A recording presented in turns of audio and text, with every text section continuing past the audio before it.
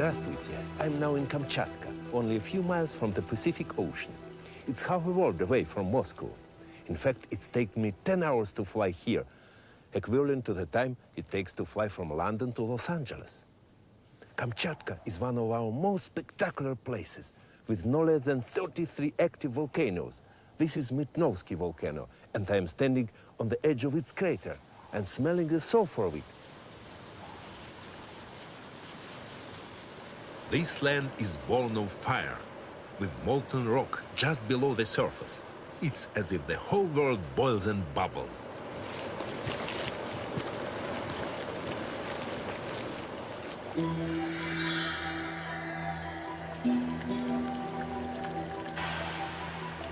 Mitnovsky and our other volcanoes are part of the Ring of Fire, a circle of volcanic activity that sweeps around the Pacific from Antarctica to the tip of South America.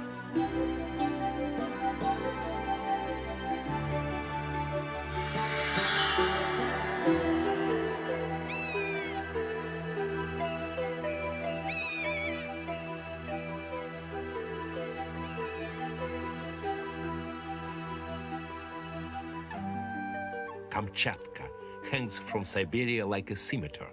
To the west, the Sea of Okhotsk separates this fiery peninsula from the rest of Russia. At well over 16,000 feet, Klyuchevsky is the highest volcano in the whole of Eurasia. Other volcanoes have blown themselves apart, forming massive craters. The one that holds Lake Kurilsky is half a mile deep and 6 miles across. In summer, this will become the realm of our largest bears.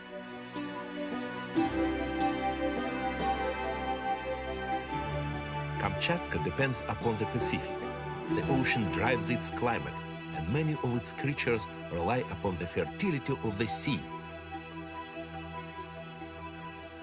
The ocean floor has volcanic forces of its own, and these thrust islands of basalt out of the water.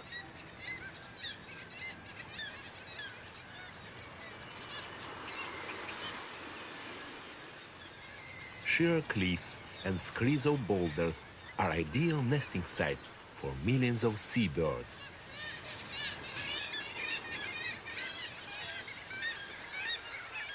Among them are 9 kinds of auks,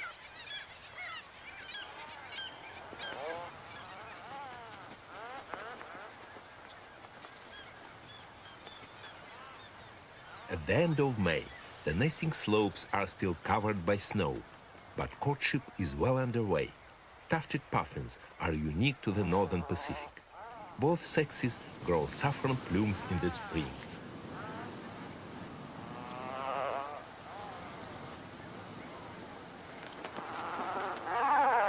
The fleshy projections above their eyes give horned puffins their name. Puffins mate for life. This gentle sparring of bills reinforces the pair bond.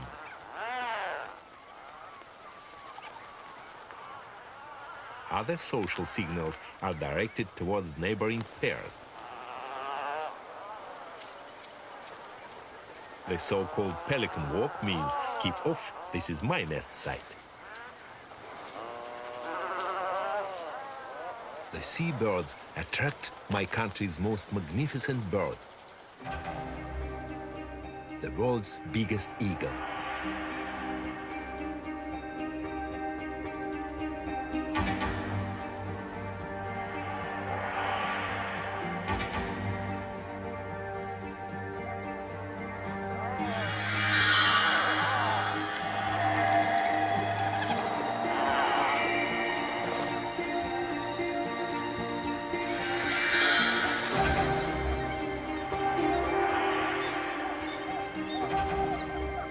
Steller's sea eagle has a 9-foot wingspan.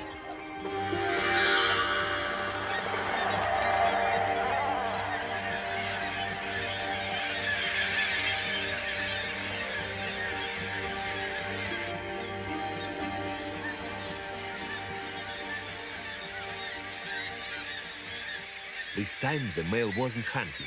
His mate on the nest is well provisioned with food.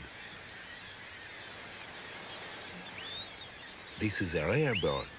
There are only 2,000 pairs in the world. Most breed on our Pacific coastline. If the seabirds have a poor breeding season, the eagles can't catch enough food, so one of these chicks will starve.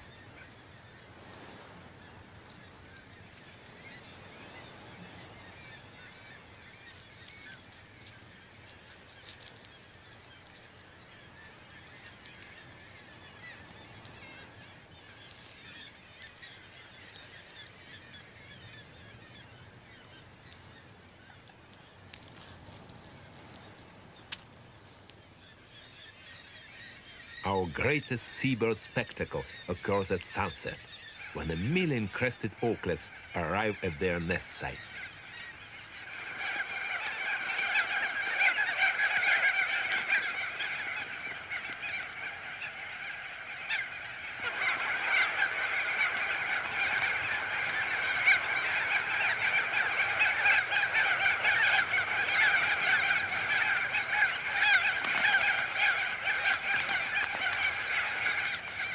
In a week or two, the snow will melt and they'll start laying their eggs.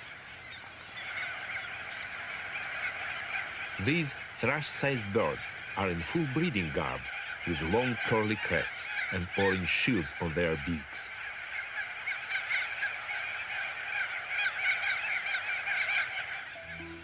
Way to the south, there is another part of Russia's Far East. Ussuriland is on our Chinese border, near Vladivostok.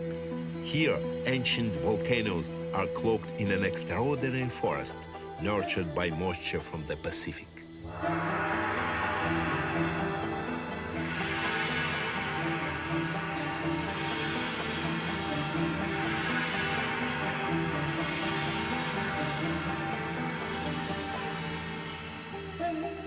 In this region, animals and plants from both the Arctic and subtropics meet and mingle. Ussuriland is the realm of our tiger.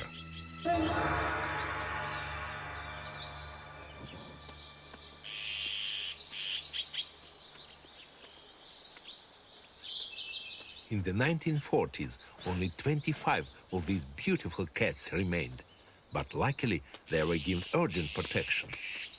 Today, up to 300 roam these forests, although they're elusive and rarely seen.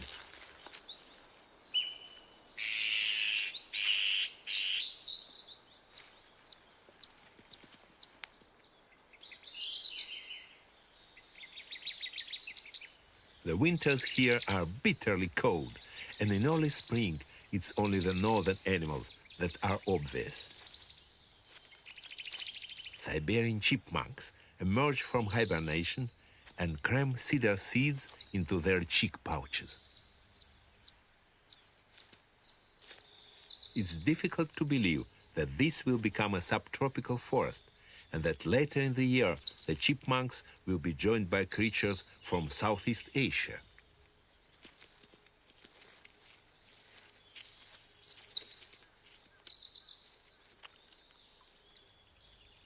As soon as the ice melts, the woodland pools become centers of activity. Submerged twigs are festooned with the egg masses of Siberian salamanders.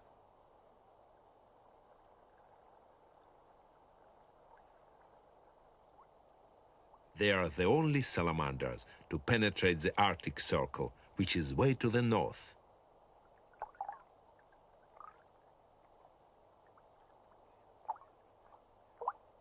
Males advertise their territory with flicking tails and extravagant yawns, behavior which has never been filmed before.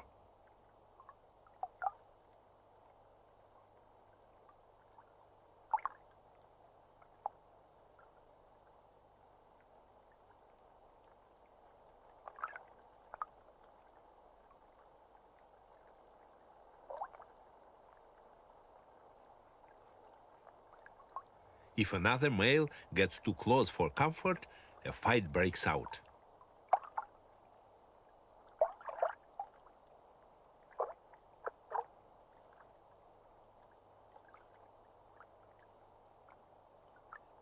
For the salamanders, this is the tail end of the season. Most of their egg masses are laid, and they'll soon leave the water.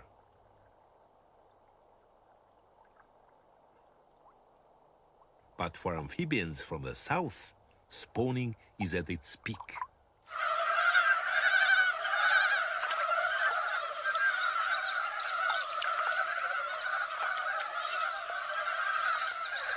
In my country, these Far Eastern frogs are unique to Ussuriland.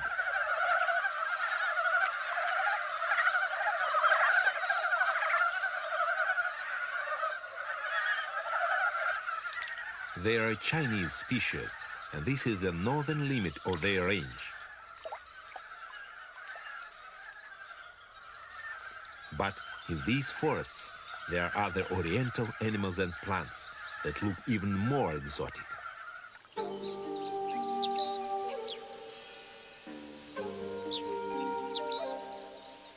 Delicate rhododendrons that feature in Japanese paintings are a reminder that Japan is only 300 miles away. On the rivers are birds that winter in China.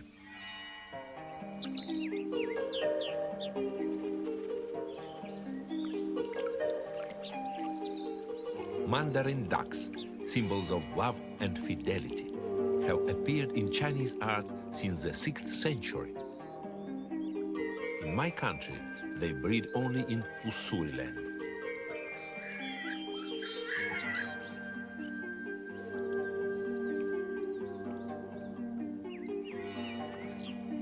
After mating, they nest in a tree hole close to the river.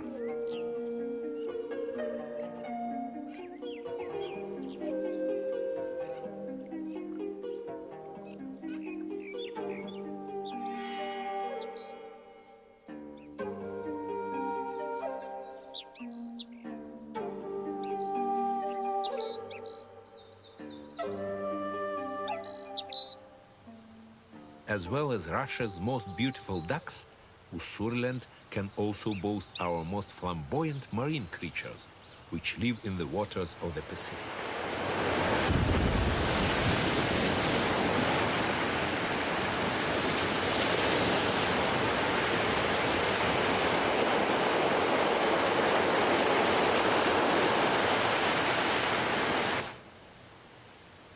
Arctic waters, full of nutrients, mix with currents from the south.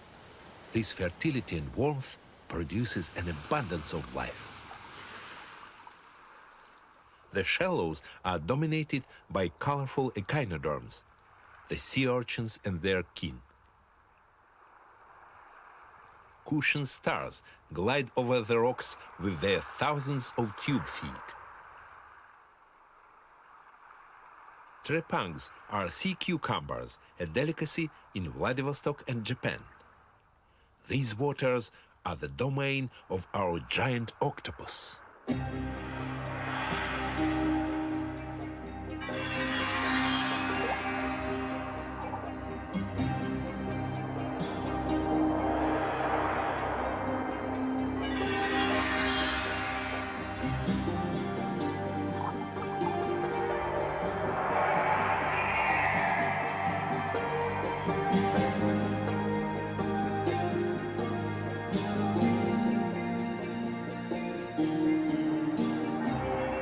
The octopus catch crabs and scallops, which they consume in their dens.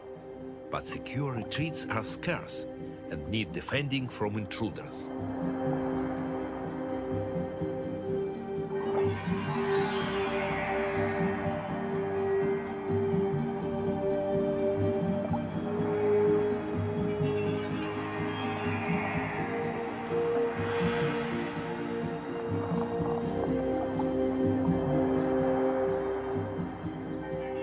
These octopuses can be real monsters, growing to 10 feet or more. This one will go house hunting elsewhere.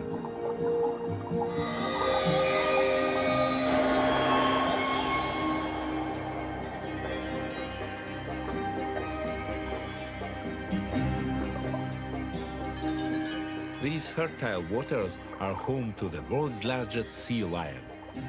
The bulls of stellar sea lions can be 9 feet long and weigh up to a ton.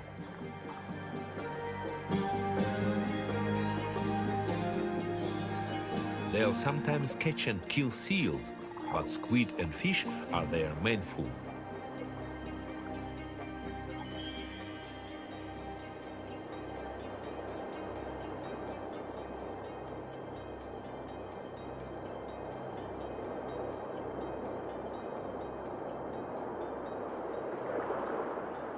These shimmering shoals of fish are the fuel for millions of seabirds.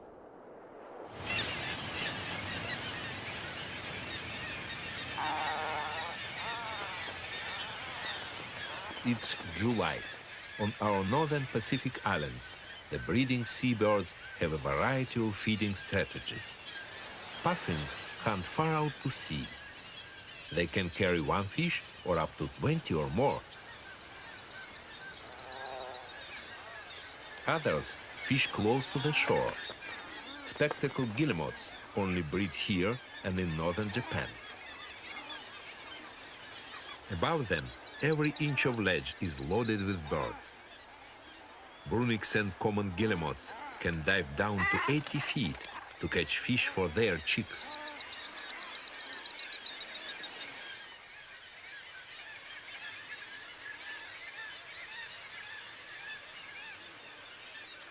Horned puffins return with fish about 6 times a day.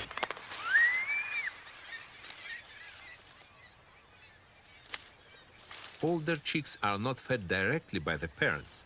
They simply drop the food onto the floor of the burrow.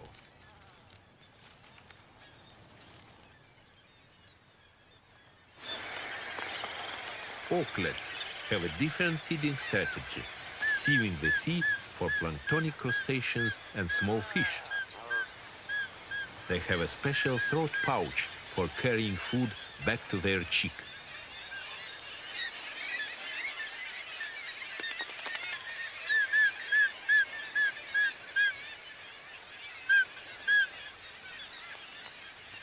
As it's been a successful season for the seabirds, remarkably, both eagle chicks have survived. Now, the parents tempt them to fledge.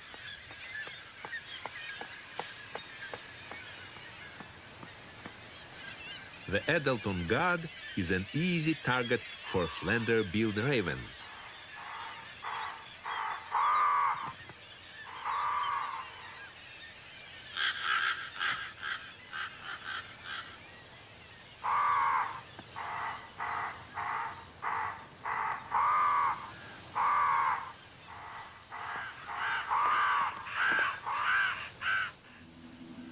In a few days, the young eagles will have flown.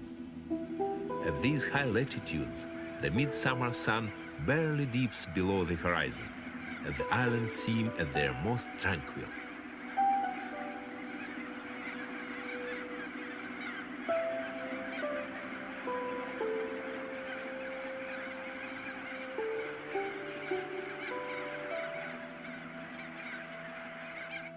And yet, for our smallest seabirds, this is the most perilous time. Ancient marlets have no throat pouch to transport food, so the chicks are never fed in the nest.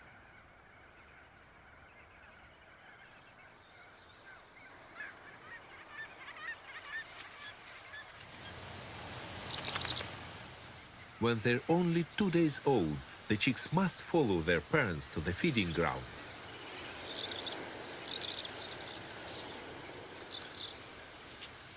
Encouraged by their parents' cries, the chicks head for the sea.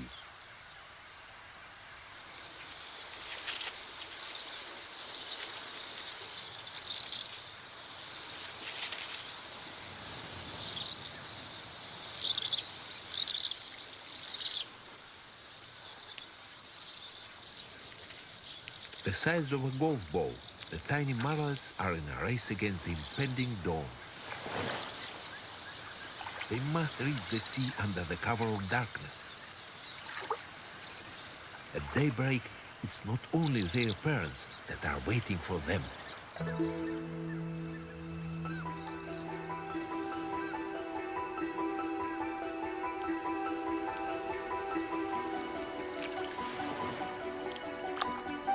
The exhausted stragglers must run the gauntlet of slightly-backed gulls.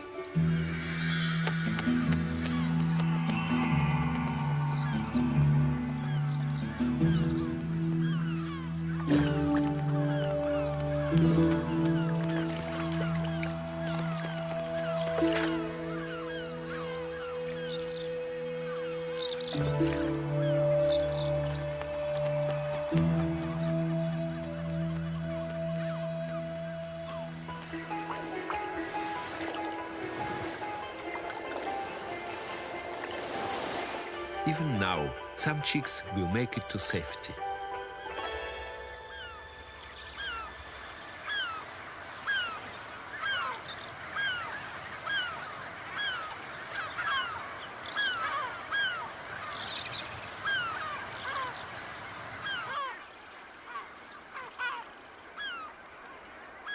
Back in Ussuri-land, summer typhoons bring a tropical deluge with up to 10 inches of rain in a day. For a short time, these steamy conditions bring the monsoonal lushness of Southeast Asia to this corner of Russia. In my country, this is the nearest we get to a jungle. This rainforest is adorned with exotic flowers.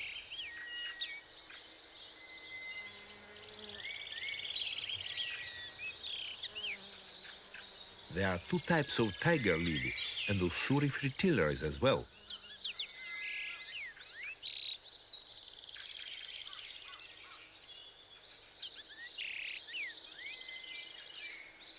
These forests on our Chinese border are composed of oaks and maples, birches and pines, but these northern trees are entwined with subtropical lianas, or even Russia's largest snake.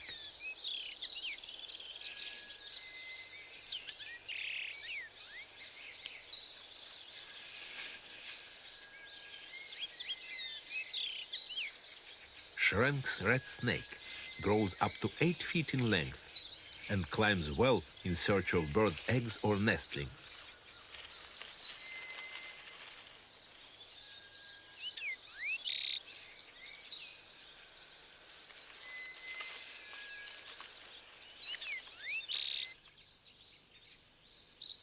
The red snake has a good choice because half of Russia's 780 kinds of birds are found here.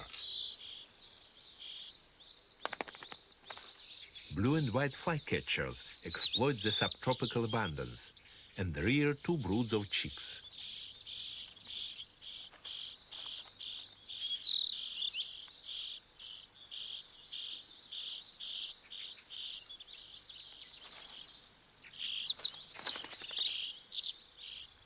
The much drabber female brings back a dragonfly.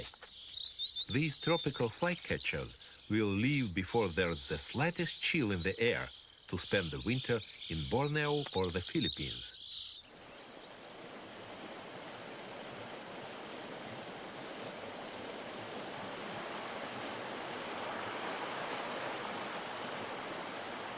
These humid forests are the home of Russia's biggest and most beautiful butterflies.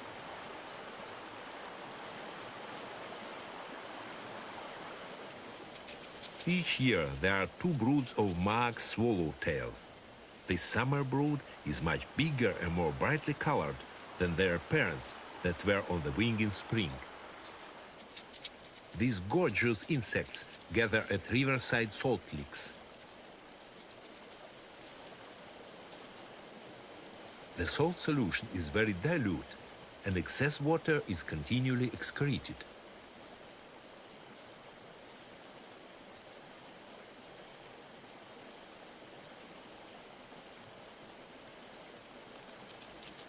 Flotillas of white butterflies are also attracted to the salty ground.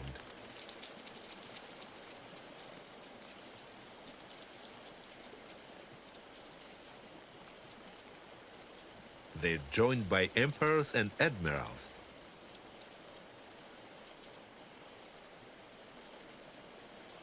The probing proboscis acts like a flexible straw.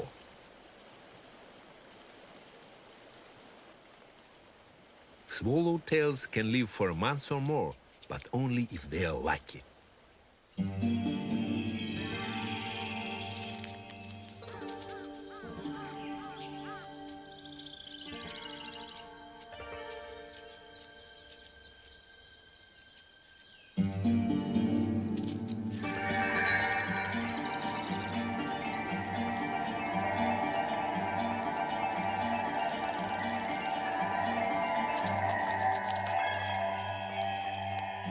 The swallowtail is partially paralyzed with a swift bite. Now it must be immobilized in a sheath of silk.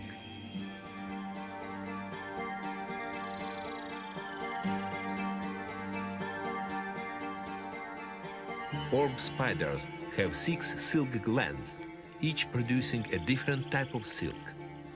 Strands for wrapping prey are forced through nozzles on the spider's abdomen.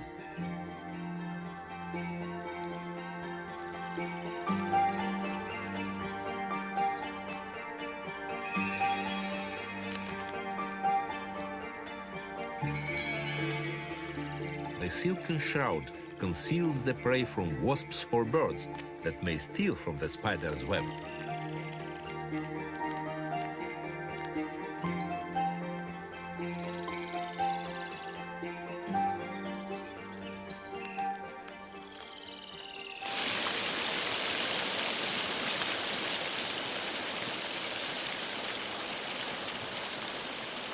Ussuriland is our wettest place. The fast-flowing streams that tumble from the volcanic hills are home to brown dippers.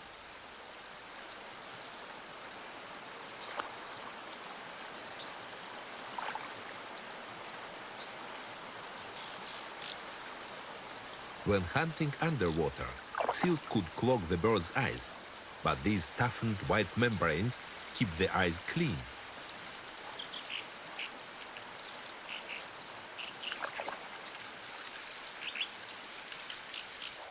Caddis larvae are a favorite prey.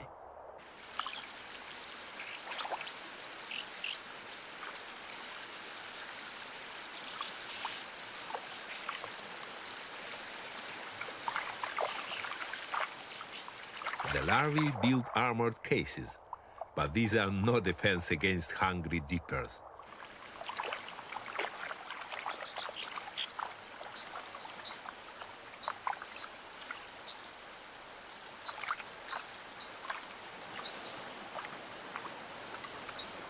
These birds are resident all year, but other creatures only move into these streams to breed. The Pacific lamprey started life as an egg on this stretch of stream.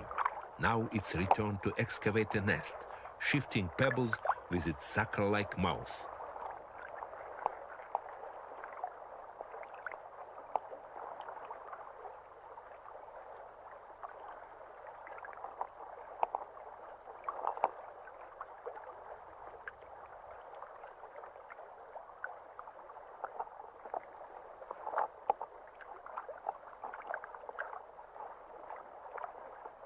These creatures are parasites. The mouth had a sinister use when the lamprey was at sea. The sucker and sharp teeth were used to hang on to marine fish and to feast on their blood. In other parts of the river, there are bizarre animals which have nostrils designed as snorkels.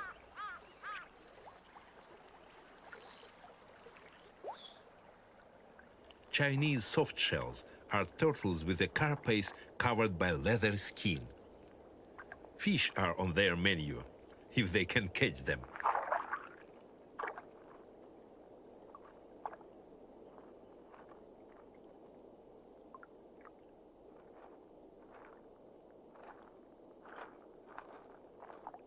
The reptiles are outpaced by the fish, so the turtle must rely on other tactics.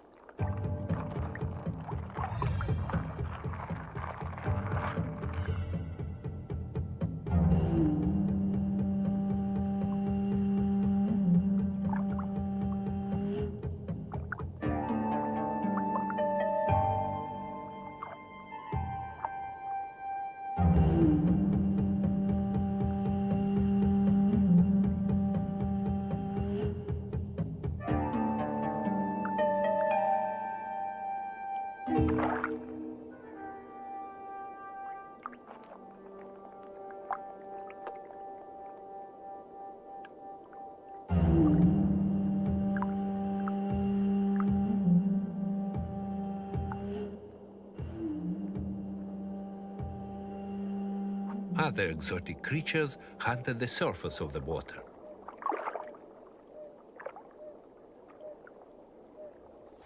Oriental fire-bellied toads have backs of cryptic green and stomachs of stunning red. Unusually for toads, they're active by day and are bold and unafraid because they have a hidden defense. Fire bellies feel threatened by the snake. The red coloration is a danger signal, as the toad skins are loaded with poisons.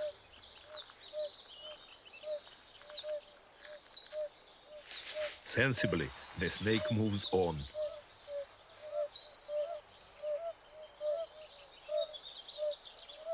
At night, there is a subtropical course.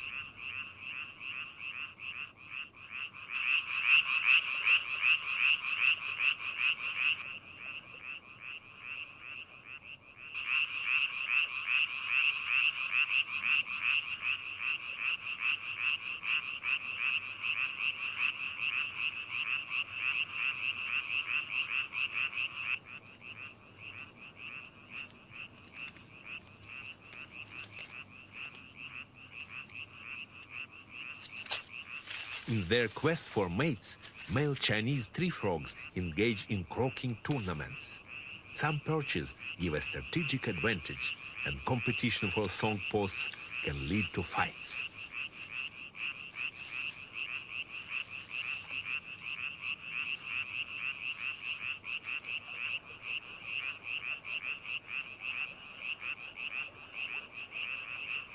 The largest males have the loudest croaks, and they have the best chance of mating. The swampy forests of Ussuriland are a haven for amphibians, and these attract a dog that fishes for frogs.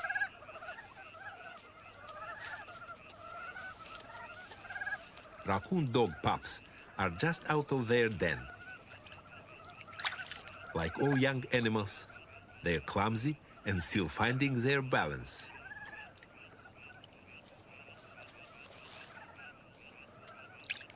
Although they look like raccoons, they're an unusual member of the dog family because they can't bark and they hibernate in winter.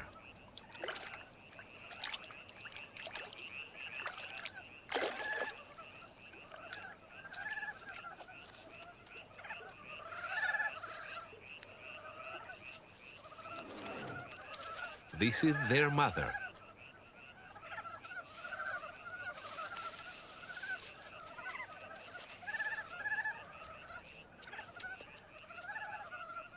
These little dogs are dwarfed by our biggest cat.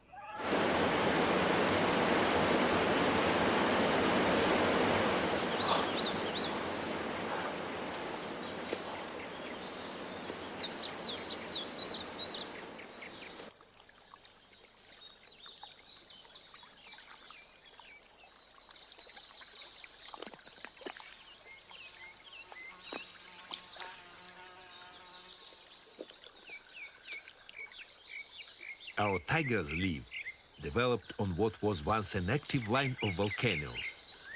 Further to the north, on the Kamchatkan Peninsula, these volcanic forces are very much in evidence.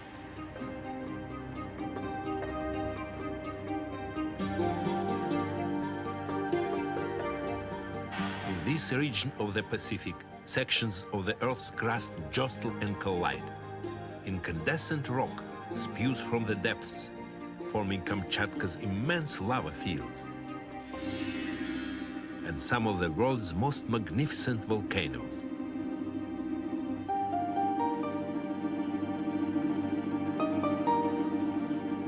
Some are extinct and only cones of ash remain.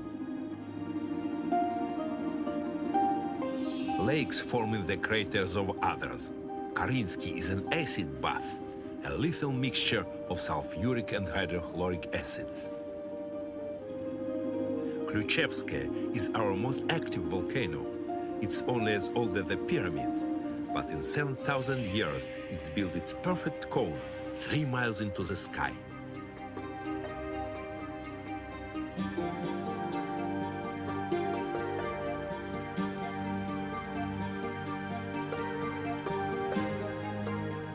Kamchatka is our last great wilderness and may still hold some surprises.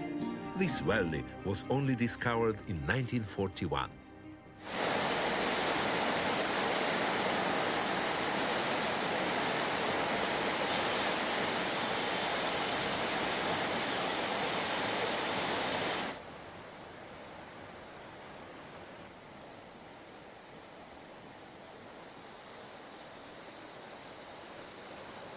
Steamy slopes bear witness to molten rock just below the surface. But this inferno underfoot generates even more spectacular phenomena.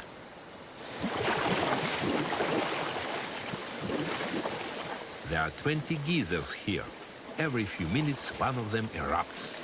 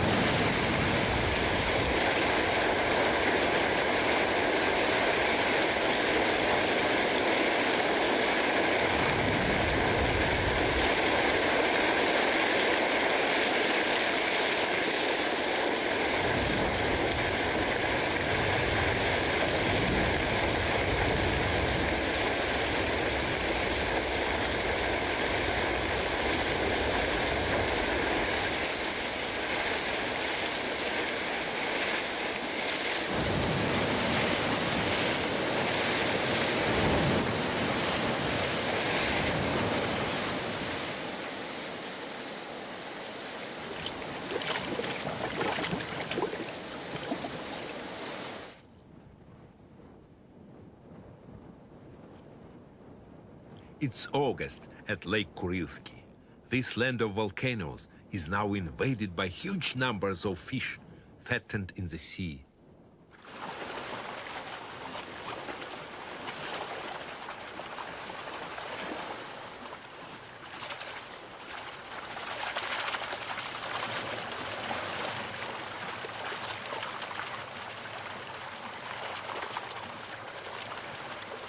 All over Kamchatka, salmon are running upstream. Here, 5 million sockeyes have arrived to spawn in the shallows of the lake. Many are weakened from breeding and become stranded. The stocks of salmon are crucial because they sustain creatures of the interior, like otters.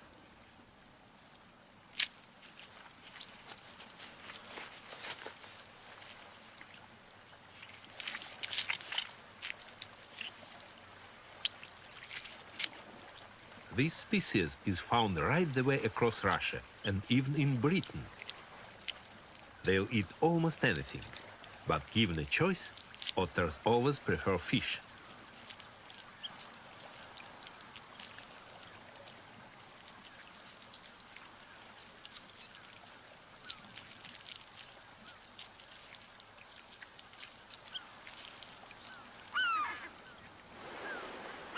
After a summer of feasting on seabirds, slaty-backed gulls tuck into dead salmon and caviar. Our greatest bears also come to the feast.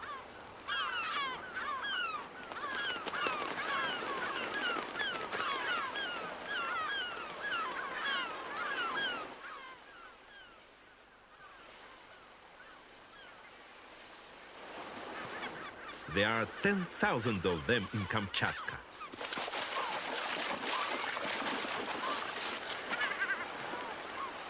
Like Alaskan grizzlies, they grow huge on a diet of salmon and berries.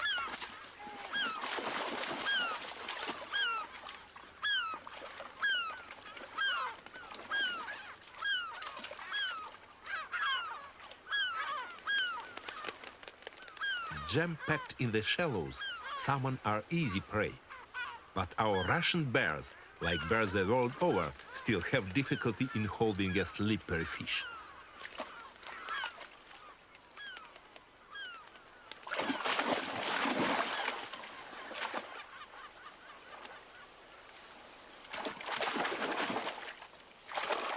Some bears fish the lake shore. Others are waiting for the salmon that are forging upstream.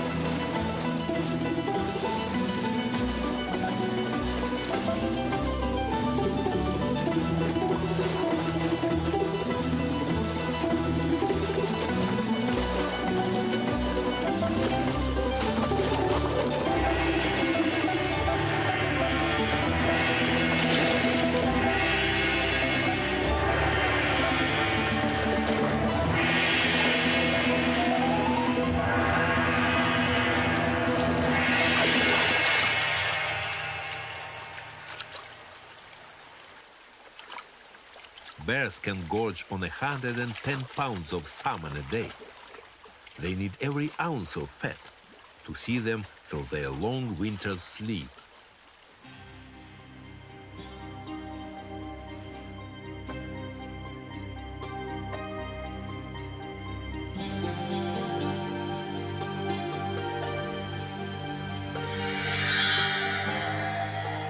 By January, the temperature sinks to minus 40 degrees Celsius. But even in these freezing conditions, one is left in no doubt that this is a land born of fire.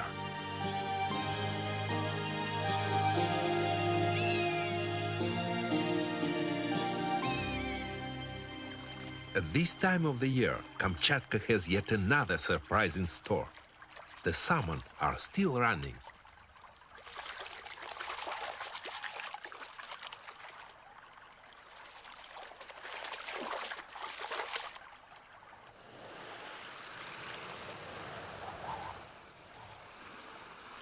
The fish attract a gathering of our most magnificent birds. Up to 500 stellar sea eagles arrive for the winter. Young birds gaff salmon with their talons, although they rarely feed in peace.